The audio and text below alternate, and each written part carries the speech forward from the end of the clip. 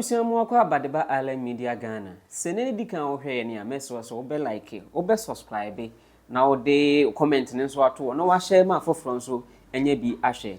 Na ene no asem foforo ba. Na asem aba no ema Ghana ya nte asempa. Abayewa bi efe no Belinda Sarkodie a wadi mfie no eduonu nsia 26 years. Watena aye konongo no wote ne maame de ante ata a no nso ton ade o konongo dwem ho no ma. Hono man wo call school from primary to JHS hono man wo call no oye ni bibia ho nti SHS no okes en wo call no owie o started okes no 2013 to 2016 ena wade ewie ye en wo kotwa na disua so University of Education of Winneba wo Mampong ya ho en kotwa na disua so na 2024 en wo ye say wade ni be chirem ewo Bruni Chrome Canada no wakotoa na disua so aketesi enyame boa no ama busua boa na amene wakoduru honom a otoa so a osua na ade a na 11 July ya na yeto eye Ablekuma North abatu ya Friday no ena oye se wo beko krom no akodi dwa kakra ewo Hamilton Ontario na no wote Hamilton ho so okona wakodi edwa kakra na okoye no wade nani kirem ewo Jackson Square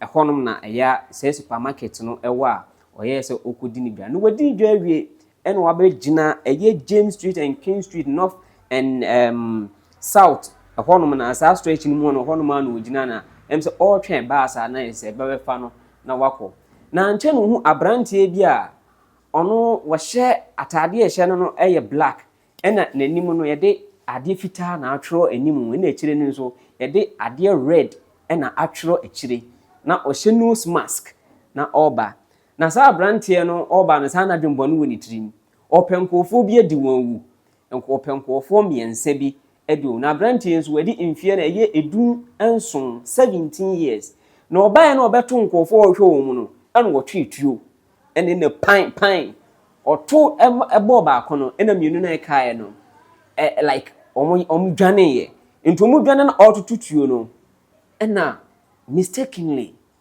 obiaba ya okodi ni dwa abaye na aduane etui ekoka ne ti emesesi ame no kasei Belinda Sarkodie watwa ya no ewonse do ayawre hosem ama ayo man kronkron Ghana ene Belinda ebusuafo nyina na nipodi awei ni dindi Michael Avoa hu ni din no Michael Avoa 17 years boy watwetio akunipa na abemu a twindi kan ne de ono no de wanwu omrashe de ne call hospital ema ono de sisi ame no kasei wadaso etinkwamu na mum Ghana ni no aye Ghana ye nipa no aye Belinda Sarkodie ne de ono de waye nyame dia otwa nani ahweban edine kodu hospital na je ono ankasa no at the spot ayetuo ni kan no enu wuye yenkoti eyewitness ensema oditu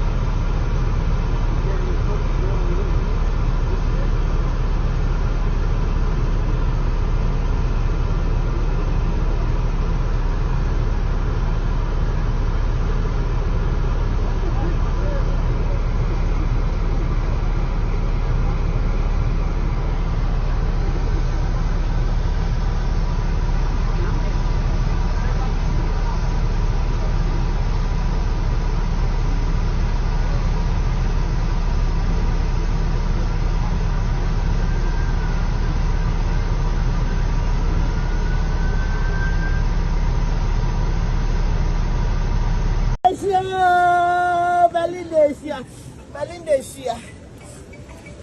Belinda Shia. Belinda Benjamin Quishia.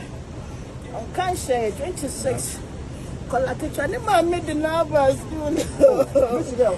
CBS own nation. I made the numbers too. I don't know Baba school. I don't know Baba school. Belinda Bessia. Belinda Bessia. Belinda Bessia. Me am demi be di dry a wicked yane. Belinda be a wicked yane. Rakwesi obedija. Ani na kwa nhie ya wa be hie. On kan hie onye obi aboni onje obi esika.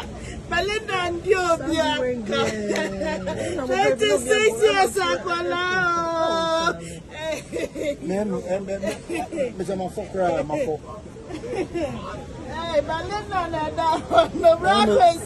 Belinda I can tell you is that shortly before 5:30 p.m. today, police responded to reports of gunshots in the area of King and James Street. The police arrived en masse and we located 2 victims, one female who was deceased on scene, one male who was transported to hospital with non-life-threatening injuries. We have no information to suggest that at the time. Our homicide team is on scene, and this is the very preliminary part of the investigation, as you can understand, and we don't have that information right now. What about suspect? The only description we have right now is a white male who was last seen fleeing northbound on James Street. In a vehicle or on foot? On foot. We're currently appealing to our community to, if they have any video from between 5 o'clock and 6 o'clock, if they could share it with the police, would be greatly appreciated.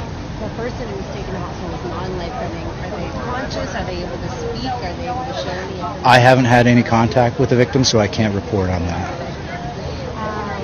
What time did this happen? It's shortly before 5:30. Yeah. If you can imagine, it was a very busy area.